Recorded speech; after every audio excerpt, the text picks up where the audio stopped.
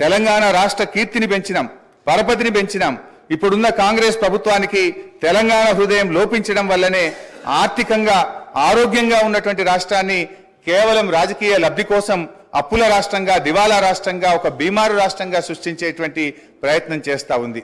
అధ్యక్ష, మీరు విడుదల చేస్తున్నటువంటిది శ్వేతపత్రాల లేక మీరు ఇచ్చినటువంటి హామీలను ఎగవేయడానికి దారులు వెతుకుతున్న పత్రాల అని మాకు అనుమానం కలుగుతా ఉంది. అధ్యక్ష, మేనిఫెస్టోలో చెప్పిన 6 గ్యారంటీలు ఇంకా అనేక హామీలు నెరవేర్చలేమనే భయంతో ఎగవేతలకు, కోతలకు రంగం సిద్ధం చేసుకోవడమే ఈ శ్వేతపత్రాల అంతర్యమని మీరు చెప్పకనే చెప్తున్నారనిపిస్తా ఉంది. అధ్యక్ష, అయినా ఈ శ్వేతపత్రాల్లో కొత్తగా ఏం చెప్పింది అధ్యక్ష? ఈ వివరాలు ఏవి కొత్త వివరాలు కావు. మీరేదో కొండందవి ఎల్కన్ పెట్టినట్టు కొత్తగా ఏదో చెప్తున్నారు. ఇదే శాసనసభలో అనేక సార్లు చర్చించాము. గౌరవనీయులు నేటి ఉప ముఖ్యమంత్రి గారు ఇక్కడ ఉండి వారు మాట్లాడినారు. ఇవాళ మీ మేనిఫెస్టో కమిటీ చైర్మన్ ప్రస్తుత మంత్రివర్యులు శ్రీధర్ బాబు గారు కూడా ఇక్కడ నుంచి ఈ వివరాలన్నీ సభలో చర్చించినటువంటివే. ఇందులో కొత్త విషయాలేం లేవు. ఇవాళ మీరేందంటే మా మీద బురద జల్లాలనేటువంటి ఒక ప్రయత్నం అంతే తప్ప ఇందులో కొత్త విషయాలు ఏం కనబడతలేవు అధ్యక్ష. ఎందుకంటే ఆధారాలు కూడా ఉన్నాయి అధ్యక్ష. గౌరవనీయులు బట్టి విక్రమార్క గారు, ఇది శాసనసభ రికార్డు అధ్యక్ష, వారు ఇవాళ ఈ రిపోర్ట్లో ఉన్నటువంటి విషయాలను ఫిబ్రవరి 8, 2023 ఇదే సంవత్సరంలో బడ్జెట్ మీద చర్చ జరిగినప్పుడు ఇవే అంశాలు చెప్పారు అధ్యక్ష. నేను I can read out the details also అధ్యక్ష. అంటే బట్టి గారు ఆ రోజు ఇక్కడి నుంచి ఏం మాట్లాడినరో ఇవాళ ఆర్థిక మంత్రిగా అక్కడ నిలబడి కూడా అవే విషయాలు చెప్పినారు తప్ప ఇందులో పెద్ద కొత్త విషయాలు బయట పెట్టిందో, కొత్త ముచ్చట్లు చెప్పిందో ఏమి లేదు.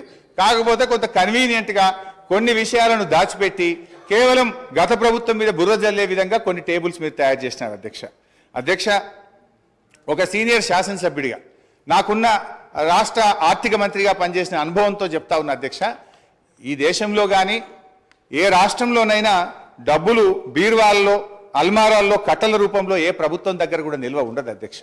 రూపాయి అనేటువంటిది ఖజానాకు రావడం, పోవడం అనేటువంటిది ఒక నిరంతర ప్రక్రియ అధ్యక్ష. ఇది ఆర్థిక సూత్రం. ఈ చక్రం కదిలితేనే ఆర్థిక వ్యవస్థ ఆరోగ్యంగా ఉంటుంది.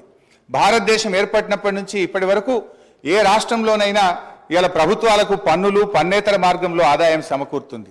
ఇవాళ చిప్ప చేతికి ఇవ్వడం వలన దివాలా తీయడం అనేటువంటిది శుద్ధ తప్పు. అంటే 2014లో మేము అధికారంలోకి వచ్చినప్పుడు కూడా మేమేమో మాట్లాడలేదే. ఆ రోజు ఖజానా ఖాళీ అని మేమెక్కడ మాట్లాడలేదే. తెలంగాణని అగ్రగామి రాష్ట్రంగా నిలబెట్టాలనే తపనతో మేము పనిచేసినాం. పగతనాన్ని పక్కన పెట్టి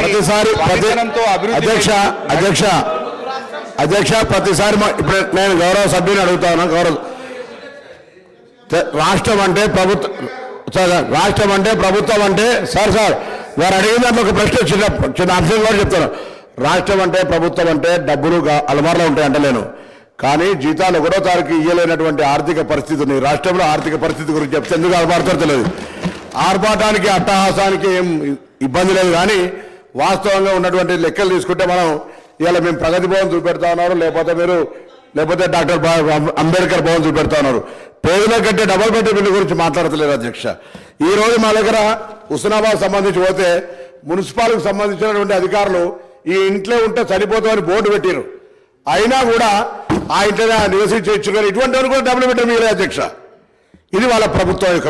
అంతేకాదు ఇవాళ దాని లెక్క చెప్తా ఉన్నారు. ఇవాళ 1,25,000 నేను బలహీన వర్గాల శాఖకు సంబంధించిన మంత్రిని ఇవాళ అధికారికంగా లెక్కతో చెప్తా ఉన్నా. 1,25,000 గురుకులంలో ఉన్నటువంటి చదువులకు ఇస్తా ఉన్నారు. 55,000 రూపాయల దారిలో ఇచ్చేటువంటి బడ్జెట్తో పాటుగా 55,000 రూపాయల బడ్జెట్, 55 రూపాయలు ప్రతి విద్యార్థి కూడా వచ్చేటువంటి పరిస్థితులు చెప్పేది మాత్రం 1,20,000. ఆర్భాటం పేరు ఎన్ని రోజులు నడుపుతారు అధ్యక్ష?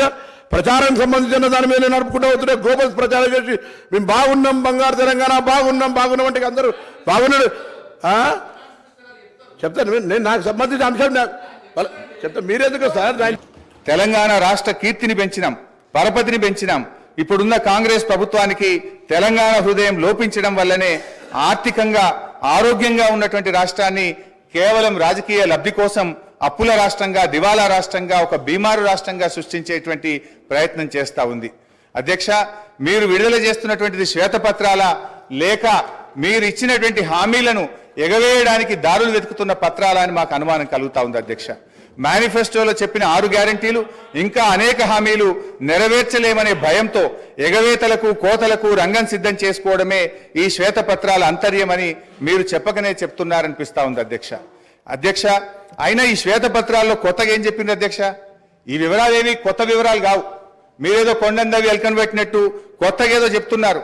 ఇదే శాసనసభలో అనేక సార్లు చర్చించాము. గౌరవనీయులు నేటి ఉప ముఖ్యమంత్రి గారు ఇక్కడ ఉండి వారు మాట్లాడినారు.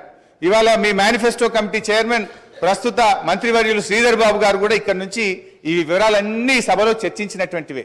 ఇందులో కొత్త విషయాలేం లేవు. ఇవాళ మీరేంటంటే మా మీద బురద జల్లాలనేటువంటి ఒక ప్రయత్నం అంతే తప్ప ఇందులో కొత్త విషయాలు ఏం కనబడతలేవు అధ్యక్ష. ఎందుకంటే ఆధారాలు కూడా ఉన్నాయి అధ్యక్ష.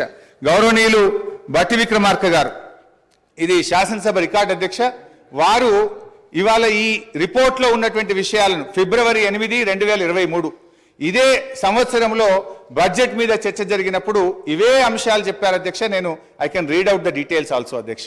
అంటే బట్టి గారు ఆ రోజు ఇక్కడి నుంచి ఏం మాట్లాడినరో ఇవాళ ఆర్థిక మంత్రిగా అక్కడ నిలబడి కూడా అవే విషయాలు చెప్పినారు తప్ప ఇందులో పెద్ద కొత్త విషయాలు బయట పెట్టిందో కొత్త ముచ్చట్లు చెప్పిందో ఏమి లేదు. కాకపోతే కొంత కన్వీనియంట్గా కొన్ని విషయాలను దాచిపెట్టి కేవలం గత ప్రభుత్వం మీద బుర్ర జల్లే విధంగా కొన్ని టేబుల్స్ మీరు తయారు చేసినారు అధ్యక్ష. ఒక సీనియర్ శాసనసభ్యుడిగా నాకున్న రాష్ట్ర ఆర్థిక మంత్రిగా పనిచేసిన అనుభవంతో చెప్తా ఉన్న అధ్యక్ష, ఈ దేశంలో కానీ ఏ రాష్ట్రంలోనైనా డబ్బులు బీరువాల్లో అల్మారాల్లో కట్టల రూపంలో ఏ ప్రభుత్వం దగ్గర కూడా నిల్వ ఉండదు అధ్యక్ష. రూపాయి అనేటువంటిది ఖజానాకు రావడం పోవడం అనేటువంటిది ఒక నిరంతర ప్రక్రియ అధ్యక్ష. ఇది ఆర్థిక సూత్రం. ఈ చక్రం కదిలితేనే ఆర్థిక వ్యవస్థ ఆరోగ్యంగా ఉంటుంది. భారతదేశం ఏర్పడినప్పటి నుంచి ఇప్పటి వరకు ఏ రాష్ట్రంలోనైనా ఇవాళ ప్రభుత్వాలకు పన్నులు పన్నేతర మార్గంలో ఆదాయం సమకూరుతుంది. ఇవాళ చిప్ప చేతికి ఇవ్వడం మనము దివాలా తీయడం అనేటువంటిది శుద్ధ తప్పు. అంటే 2014లో మేము అధికారంలోకి వచ్చినప్పుడు కూడా మేమేమో మాట్లాడలేదే. ఆ రోజు ఖజానా ఖాళీ అని మేమెక్కడ మాట్లాడలేదే. తెలంగాణని అగ్రగామి రాష్ట్రంగా నిలబెట్టాలనే తపనతో మేము పనిచేసినాం. పగతనాన్ని పక్కన పెట్టి పగతనంతో అభివృద్ధి అధ్యక్ష ప్రతిసారి ఇప్పుడు నేను గౌరవ సభ్యుని అడుగుతా ఉన్నా. రాష్ట్రం అంటే ప్రభుత్వం అంటే సార్ వారు అడిగిన దాంట్లో ఒక ప్రశ్న చిన్న అంశం కూడా చెప్తాను. రాష్ట్రం అంటే ప్రభుత్వం అంటే డబ్బులు అలమార్లో ఉంటాయి అంటలేను, కానీ జీతాలు 1వ తారీఖు ఇయ్యలేనటువంటి ఆర్థిక పరిస్థితిని రాష్ట్రంలో ఆర్థిక పరిస్థితి గురించి చెప్తే ఎందుకు ఆర్భాడతారో తెలియదు. ఆర్భాటానికి అట్టహాసానికి ఏం ఇబ్బంది లేదు, కానీ వాస్తవంగా ఉన్నటువంటి లెక్కలు తీసుకుంటే మనం ఇవాళ మేము ప్రగతి భవన్ చూపెడతా ఉన్నారు, లేకపోతే డాక్టర్ అంబేద్కర్ భవన్ చూపెడతా ఉన్నారు. పేదల కంటే డబల్ బెడ్ బిల్లు గురించి మాట్లాడతలేదు అధ్యక్ష. ఈ రోజు మా దగ్గర హుస్నాబాద్ సంబంధించి పోతే మున్సిపాలిటీకి సంబంధించినటువంటి అధికారులు ఈ ఇంట్లో ఉంటే సరిపోతామని బోర్డు పెట్టారు. అయినా కూడా ఆ ఇంట్లో నివసించవచ్చు, కానీ ఇటువంటి కూడా డబుల్ బెడ్ మిగిలే అధ్యక్ష. ఇది వాళ్ళ ప్రభుత్వం యొక్క. అంతేకాదు ఇవాళ దాని లెక్క చెప్తా ఉన్నారు. ఇవాళ 1,25,000 నేను బలహీన వర్గాల శాఖకు సంబంధించిన మంత్రిని ఇవాళ అధికారికంగా లెక్కతో చెప్తా ఉన్నా. 1,25,000 గురుకులంలో ఉన్నటువంటి చదువులకు ఇస్తానున్నారు. 55,000 రూపాయల దారిలో ఇచ్చేటువంటి బడ్జెట్తో పాటుగా 55,000 రూపాయల బడ్జెట్ 55 రూపాయలు ప్రతి విద్యార్థి కూడా వచ్చేటువంటి పరిస్థితులు చెప్పేది మాత్రం 1,20,000. ఆర్భాటం పేరు ఎన్ని రోజులు నడుపుతారు అధ్యక్ష? ప్రచారానికి సంబంధించిన దాని మీద నడుపుకుంటూ అవుతుంటే గ్లోబల్ ప్రచారం చేసి మేము బాగున్నాం, బంగారు తెలంగాణ బాగున్నాం అంటే అందరూ బాగున్నాడు చెప్తాను. నేను నాకు సంబంధించిన అంశం చెప్తాను. మీరెందుకు సార్ నేను చెప్తారు, నేను పార్టీ